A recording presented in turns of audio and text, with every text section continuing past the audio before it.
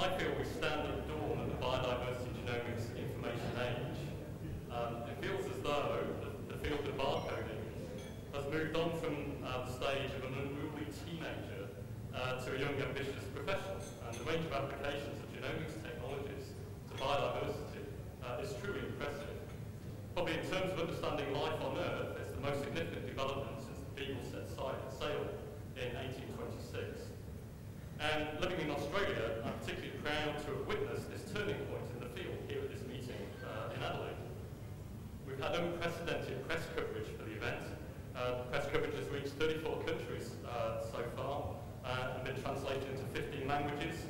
Major wire services in the US, Latin America, Europe and India, more than 20 newspapers and magazines, 307 online stories, and that was only this morning. So we're just getting amazing coverage of this. And in Australia, DNA barcoding is now being used increasingly to support policy, and we've seen that in a range of talks. It's not only expanding the Barcode of Life library, but it's the application of DNA barcoding that's perhaps most exciting. For example, recent changes in the timber importation policy for Australia require importers to demonstrate that their product comes from a sustainable source.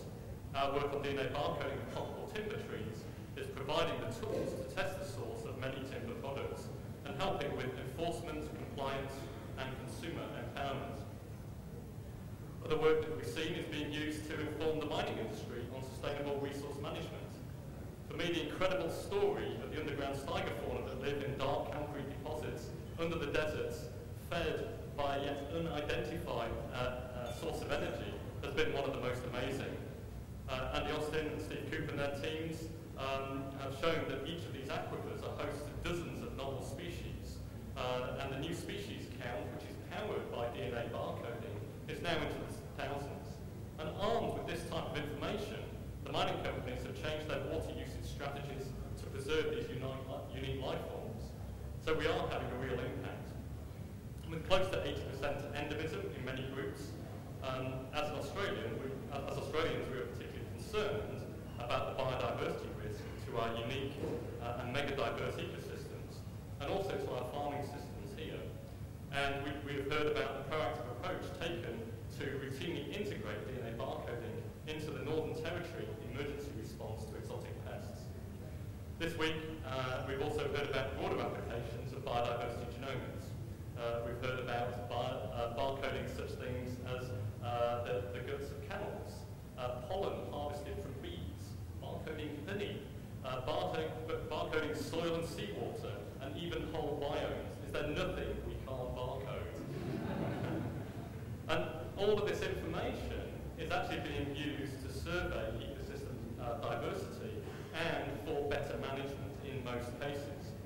I feel as though the breadth of the biodiversity community has finally got behind a large single initiative, very much like the astronomers joined together to gain benefit from large telescope projects and particle physicists behind hadron particle colliders.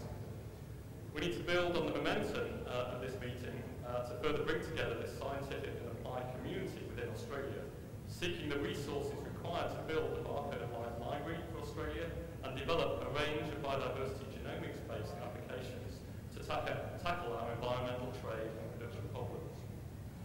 But before I leave, I feel I must say another thank you. I'm sorry to bore you, but I must say thank you to the local organising committee, to David and to your team, to our co-hosts, sponsors, exhibitors, all the presenters and delegates. Thank you for making this